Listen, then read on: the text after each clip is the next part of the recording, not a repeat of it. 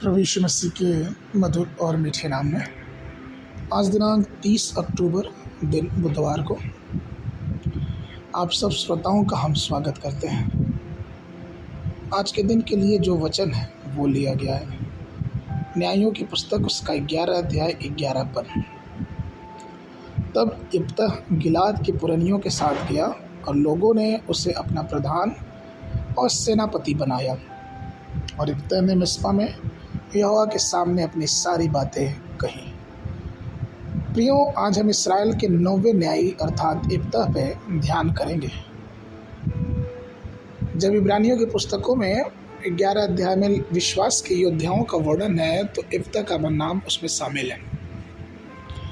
आज भी पुराने नियम के संत हमारे सामने गवाहों के बादल के रूप में चारों तरफ हैं। हमें ये बताना चाहते हैं कि हमारे जीवन में आगे बढ़ने के लिए विश्वास कितना ज़रूरी है।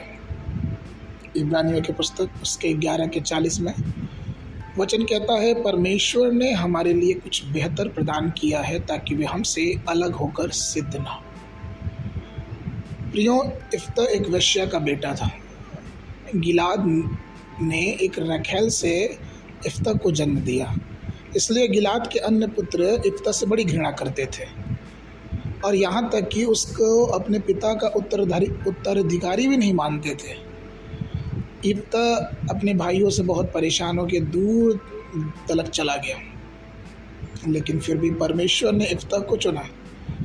न्यायों के 11 अध्याय के 11 पद में वचन कहता है, इब्तह के जन्म में एक दाग था और इसलिए उसके भाई उससे घृणा करते थे, लेकिन इब्तह ने यहोवा की बातों को थामे रखा और इब्तह ने मिस्पा में यहोवा के सामने अपनी सारी बातें कही।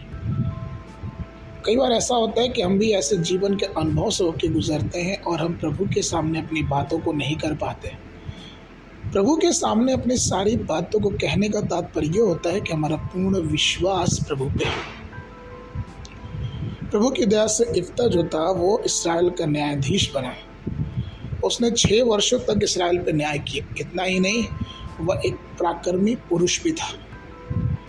पहला सामुएल उसका 2 अध्याय उसके 8 वचन कहता है कि वह कंगालों को धूल से उठाता और भिखारियों को राख के ढेर से ऊपर उठाता है ताकि उन्हें राजकुमारों के बीच बैठाए और उन्हें महिमा के सिंहासन का वारिस बनाए।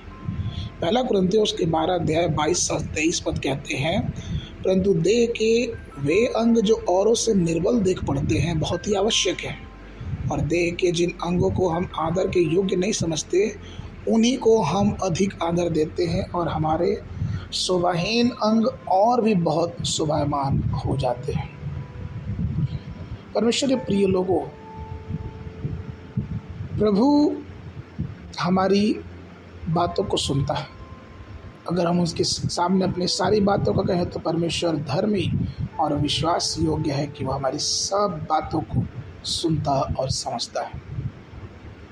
आज के मनन के लिए न्यायों की पुस्तक उसका 11 अध्याय 29 में, तब प्रभु का आत्मा इब्तह पर आया और वह गिलाद और मनस्से से होकर अम्मोनियों की ओर बढ़ा।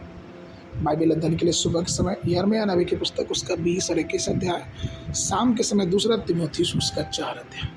परमेश्वर आप सबको आशीष देवे।